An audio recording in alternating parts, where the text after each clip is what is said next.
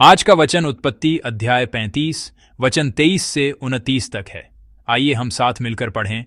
उनमें से लिया के पुत्र ये थे, अर्थात याकूब का जेठा रूबेन, फिर शिमोन, लेवी, यहूदा, इस्साकार और जबूलून। और राहेल के पुत्र ये थे, अर्थात यूसुफ और बिन्यामीन। और राहेल की दासी बिल्हा के पुत्र ये थे, अर्थात दान और नप्ताली। और लिया की दासी जिल्पा के पुत्र ये थे, अर्थात गाद और आशेर।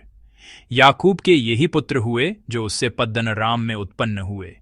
याकूब ममरे में, जो किर्यत अर्बा अर्थात हेब्रोन है, जहां अब्राहम और इसहाक परदेशी होकर रहे थे, अपने पिता इसहाक के पास आया। इसहाक की आयु 180 वर्ष की हुई और इसहाक का प्राण छूट गया और वह मर गया, और वह बूढ़ा और पूरी आयु का होकर अपने लोगों में जा मिला, और उसके पुत्र एसाव और याकूब ने उसको मिट्टी दी। आमीन। याकूब के पुत्र और इसहाक की मृत्यु, वाचा की पूर्ति, इस शीर्षक के तहत मैं आज वचन साझा करूंगा। बाइबल विभिन्न लेखन शैलियों में लिखी गई है। कुछ अंश उपन्यास की तरह हैं, जिनमें पात्र होते हैं, उनके बीच संवाद होता है और उनके कार्यकलापों का वर्णन एक कहानी की तरह किया जाता है। वहीं कुछ अंश समाचार लेखों की तरह हैं। उनमें जो हुआ उसे एक रिपोर्टर की तरह वस्तुनिष्ठ रूप से वर्णित किया गया है, मानो किसी घटना की रिपोर्टिंग की जा रही हो। आज का पाठ एक ऐसा ही अंश है जो एक समाचार लेख की तरह वस्तुनिष्ठ रूप से लिखा गया है। 23वें पद से 26वें पद तक याकूब के पुत्रों के नाम सूचीबद्ध हैं और 27वें पद से 29वें पद तक इसहाक के अंतिम संस्कार का वर्णन एक समाचार लेख की तरह किया गया है। यह वचन वस्तुनिष्ठ तथ्यों को प्रस्तुत करने के अंदाज में लिखा गया है। आज के पाठ का सार वाचा के पूरे होने की प्रक्रिया है। यद्यपि पुत्रों के नाम सूचीबद्ध हैं और इसहाक की मृत्यु का वर्णन है, इस विवरण का सार यह है कि परमेश्वर की वाचा कैसे पूरी हो रही है। परमेश्वर ने अब्राहम, इसहाक, कुछ अंश उपन्यास की तरह हैं, जिनमें पात्र होते हैं, उनके बीच संवाद होता है और उनके कार्यकलापों का वर्णन एक कहानी की तरह किया जाता है। वहीं कुछ अंश समाचार लेखों की तरह हैं। उनमें जो हुआ उसे एक रिपोर्टर की तरह वस्तुनिष्ठ रूप से वर्णित किया गया है, मानो किसी घटना की रिपोर्टिंग की जा रही हो। आज का पाठ एक ऐसा ही अंश है जो एक समाचार लेख की तरह वस्तुनिष्ठ रूप से लिखा गया है। 23वें पद से 26वें पद तक याकूब के पुत्रों के नाम सूचीबद्ध हैं और 27वें पद से 29वें पद तक इसहाक के अंतिम संस्कार का वर्णन एक समाचार लेख की तरह किया गया है। यह वचन वस्तुनिष्ठ तथ्यों को प्रस्तुत करने के अंदाज में लिखा गया है। आज के पाठ का सार वाचा के पूरे होने की प्रक्रिया है। यद्यपि पुत्रों के नाम सूचीबद्ध हैं और इसहाक की मृत्यु का वर्णन है, इस विवरण का सार यह है कि परमेश्वर की वाचा कैसे पूरी हो रही है। परमेश्वर ने अब्राहम, इसहाक, कल्पना कीजिए कि अगर याकूब ने शुरू में कठिनाइयों का सामना नहीं किया होता और सिर्फ अपनी प्रिय राहेल से ही विवाह किया होता, तो उसके कितने बेटे होते? केवल 2। बल्कि यह धोखा खाना ही उसे परमेश्वर की वाचा की पूर्ति के करीब ले आया, और इस प्रकार का इतिहास परमेश्वर की इच्छा के अनुसार ही पूरा होता है। इसलिए हम देख सकते हैं कि परमेश्वर वास्तव में कितने अद्भुत तरीके से प्रत्येक व्यक्ति के जीवन का नेतृत्व और मार्गदर्शन करते हैं। याकूब की पत्नियों से 12 पुत्रों का जन्म हुआ। निश्चित रूप से ये 12 ही इस्राएल के 12 गोत्र बने। लेवी गोत्र को याजकीय सेवा के लिए अलग किया गया और यूसुफ के 2 पुत्रों मनश्शे और एप्रैम को 2 गोत्रों का दर्जा मिला, जिससे 12 की संख्या बनी रही। इसलिए हम कह सकते हैं कि 12 गोत्रों की नींव याकूब के इन्हीं पुत्रों से पड़ी। अभी तो यह वंशावली उत्पत्ति के इस अध्याय में केवल 4 पदों 23-26 में ही दर्ज है, लेकिन यहां से उनकी गिनती बढ़नी शुरू होगी। परमेश्वर अब से वंशजों की संख्या में तेजी से वृद्धि करेंगे।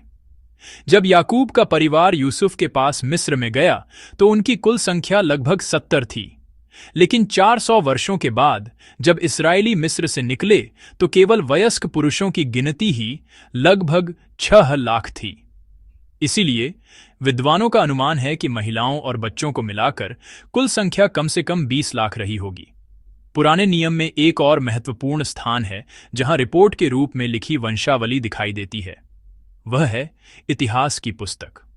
आज के पाठ में याकूब के पुत्रों के नाम जो केवल 4 पदों में सिमटे हैं, वही इतिहास की पहली पुस्तक में 1 से लेकर 9 अध्याय तक फैले हुए हैं। इस तरह अब्राहम और याकूब के वंशजों के नाम विस्तार से दर्ज किए गए हैं। इस प्रकार 4 पद 9 अध्याय बन जाते हैं। परमेश्वर इस तरह से आशीष देते हैं। परमेश्वर की वाचा इस तरह से पूरी होती है। जब हमें कोई वाचा मिलती है तो वह तुरंत पूरी नहीं होती। अक्सर उसे परिपक्व होने के लिए एक अवधि की, या यूं कहें कि एक प्रतीक्षा की अवधि की आवश्यकता होती है। कार्य का पूरा होना अपने आप में उतना महत्वपूर्ण नहीं है। परमेश्वर तो वह है जो एक पल में लाखों लोगों को बना सकता है। इसीलिए कार्य के पूरा होने से भी अधिक महत्वपूर्ण यह है कि उस प्रक्रिया के माध्यम से हम परमेश्वर को और अधिक जानें और उनके साथ हमारा संबंध गहरा हो, ताकि हम यह सीखें और जानें, ओह, परमेश्वर ऐसे हैं, परमेश्वर इस तरह से कार्य करते हैं। प्रतीक्षा के इसी समय में हम परमेश्वर से और अधिक गहराई से मिलते हैं। शायद यह समय जो हमें दिया गया है वह भी एक ऐसा ही समय है। अपनी समय सारणी के अनुसार हम भले ही अधीर हो जाएं, लेकिन यह परमेश्वर की समय सारणी जो हमेशा सटीक होती है, उस पर विश्वास करने और प्रतीक्षा करने का समय हो सकता है। परमेश्वर के समय पर विश्वास और भरोसा करना वास्तव में किसी एक कार्य के पूरा होने से अधिक महत्वपूर्ण है। प्रतीक्षा में ही हम यह भरोसा करना सीखते हैं, परमेश्वर पर पूरी तरह से भरोसा करना। इसके बाद के वृत्तांत की व्याख्या भी इसी संदर्भ में की जा सकती है। 27वें पद से इसहाक की मृत्यु और अंतिम संस्कार का वृत्तांत संक्षेप में बताया गया है। 28वें पद में लिखा है कि इसहाक 180 वर्ष की आयु में अपने लोगों में जा मिला, और 29वें पद में लिखा है कि उसके पुत्रों एसाव और याकूब ने उसे दफनाया। यहां महत्वपूर्ण बात स्थान है। जैसे याकूब एसाव के पीछे सेईर नहीं गया था, वैसे ही ऐसा प्रतीत होता है कि इसहाक भी एसाव के साथ नहीं रहता था। ऐसा लगता है कि एसाव कुछ समय पहले ही अलग हो गया था। 27वें पद में जिस स्थान पर इसहाक रहता था उसका वर्णन इस प्रकार है। आइए हम 27वां पद एक साथ पढ़ें। याकूब ममरे में, जो किर्यतर्बा अर्थात हेब्रोन है, जहां अब्राहम और इसहाक परदेशी होकर रहे थे, अपने पिता इसहाक के पास आया। आमीन। याकूब अपने पिता इसहाक के पास आया। इसहाक किर्यतर्बा के ममरे में था, जो बाद में हेब्रोन कहलाया। यह स्थान हमारे लिए परिचित है क्योंकि हमने इसके बारे में पहले भी सुना है। ये वही भूमि है जिसे अब्राहम ने सारा की मृत्यु के बाद उसे दफनाने के लिए उस क्षेत्र के निवासियों से खरीदा था। अब्राहम ने ममरे के सामने मकपेला की गुफा हित्ती एप्रोन से 400 शेकेल चांदी का उचित मूल्य चुकाकर खरीदी थी। मैंने आपको बताया था कि उस समय यह एक बड़ी कीमत थी, लेकिन अब्राहम मोलभाव नहीं करता। वह नुकसान उठाकर भी बाजार मूल्य से कहीं अधिक कीमत देकर उस जमीन को खरीदता है। इसका कारण यह था कि भविष्य में कोई विवाद न उठे, क्योंकि एक परदेशी ने आकर जमीन खरीदी थी तो उस जगह के निवासी बाद में किसी भी तरह की बात उठा सकते थे। जैसे उस समय तो यह कीमत थी, लेकिन अब तो कीमत बदल गई है। ऐसे किसी भी विवाद से बचने के लिए अब्राहम मोल भाव किए बिना पूरी और ऊंची कीमत चुकाकर वह जमीन खरीदता है। यहीं इसी मकपेला की गुफा में अब्राहम को भी दफनाया गया था, और आज के पाठ के अनुसार इसहाक को भी उसके पुत्रों एसव और याकूब ने उसी स्थान पर दफनाया। यदि पहला भाग वंशजों की वाचा से संबंधित है, तो इसहाक की मृत्यु का यह वृत्तांत भूमि की वाचा से संबंधित एक महत्वपूर्ण अर्थ रखता है। वंशजों की वाचा के लिए भी क्या आवश्यक था? प्रतीक्षा। परमेश्वर ने वाचा बांधी थी, लेकिन उन्होंने तुरंत वंशजों की संख्या नहीं बढ़ाई। भूमि की वाचा के साथ भी ऐसा ही है। परमेश्वर ने कनान देश देने की प्रतिज्ञा की थी, लेकिन अब्राहम के पास उस देश में अपनी कहने को केवल वही एक जमीन थी। सारा की कब्र के लिए खरीदी गई वह छोटी सी भूमि ही उसकी अपनी संपत्ति थी। इसहाक के साथ भी ऐसा ही था।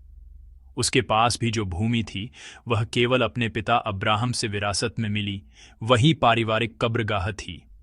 परमेश्वर ने उसे एक विशाल देश दिखाया और उसे अब्राहम और उसके वंशजों को देने की प्रतिज्ञा की, लेकिन वह प्रतिज्ञा तुरंत पूरी नहीं हुई।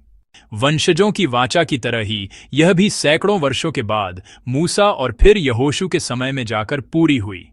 सैकड़ों वर्षों के बाद वह प्रतिज्ञा पूरी होती है। प्रिय विश्वासियों, विश्वास क्या है? विश्वास यही है। विश्वास प्रतीक्षा है। विश्वास और प्रतीक्षा ये दोनों शब्द मानो पर्यायवाची हैं। विश्वास के लिए कभी कभी सैकड़ों वर्षों की प्रतीक्षा भी करनी पड़ती है।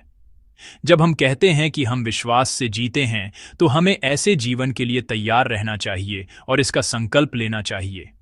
भले ही प्रतिज्ञा हमारी आंखों के सामने पूरी होती न दिखे, भले ही परमेश्वर हमें तुरंत वह न दें जिसका उन्होंने वादा किया है, हमारा विश्वास इस बात पर नहीं टिका कि चीजें पूरी हो रही हैं। हम परमेश्वर पर इसीलिए विश्वास करते हैं क्योंकि वह परमेश्वर हैं। हम इस भरोसे के साथ जीते हैं कि वह एक दिन निश्चित रूप से अपने वचन को पूरा करेंगे। जो लोग एक अकेले इसहाक को देखकर भी आकाश के तारों की गिनती का स्वप्न देख सकते हैं, जो लोग मकपेला की गुफा की उस छोटी सी भूमि को देखकर भी पूरे कनान देश को अपना मान सकते हैं, विश्वास के लोग ऐसे ही होते हैं। कभी कभी हमारे जीवन में भी ऐसी निराशाजनक परिस्थितियां बनी रह सकती हैं जिनका उत्तर अभी तक नहीं मिला है। परिवार के उन सदस्यों के उद्धार के लिए प्रार्थना जो अपने मन के द्वार नहीं खोल रहे हैं। कुछ लोग पूछते हैं, हे प्रभु, मुझे कब तक यह प्रार्थना करनी होगी? कुछ विश्वासी आर्थिक समस्याओं या बीमारी से चंगाई के लिए प्रार्थना कर रहे हैं। कुछ विश्वासी उन घावों और रिश्तों की समस्याओं के समाधान के लिए प्रार्थना कर रहे हैं जो ठीक नहीं हो रहे हैं।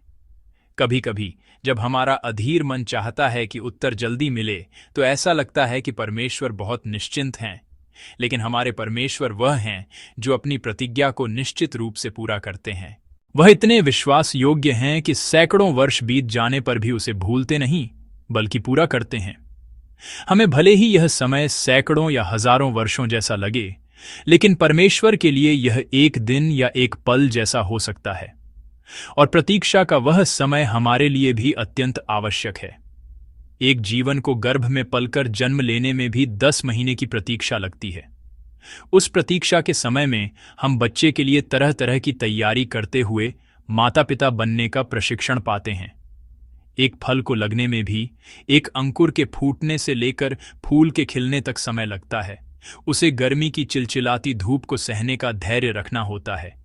इसी तरह फल पकता है। अभी हम सब ऐसे ही प्रतीक्षा के समय से गुजर रहे हैं। भले ही उत्तर आता हुआ धीमा लगे, पर यह निश्चित है कि हम उत्तर की ओर बढ़ रहे हैं। हम कल की तुलना में आज उत्तर के एक दिन और करीब हैं, और आज की तुलना में कल एक दिन और करीब होंगे, क्योंकि हमारे परमेश्वर निश्चित रूप से उत्तर देने वाले हैं। मैं प्रभु के नाम से आपको आशीष देता हूं कि आप इस विश्वास को कभी न छोड़ दें कि भले ही उत्तर धीमा लगे, आप उसकी ओर बरक रहे हैं। मैं आशा करता हूं कि आप एक अकेले इसहाक को देखते हुए भी आकाश के तारों को गिनने का स्वप्न देखेंगे। मैं आशा करता हूं कि आप मकपेला की गुफा के उस छोटे से भूभाग को देखते हुए भी सभी राष्ट्रों और जातियों को अपने हृदय में स्थान देंगे। मैं प्रभु के नाम से आपको आशीष देता हूं कि आप परमेश्वर द्वारा दी गई प्रतिज्ञा को याद रखते हुए, विश्वास और धैर्य के साथ प्रतीक्षा करते हुए एक विश्वास योग्य जीवन जिए।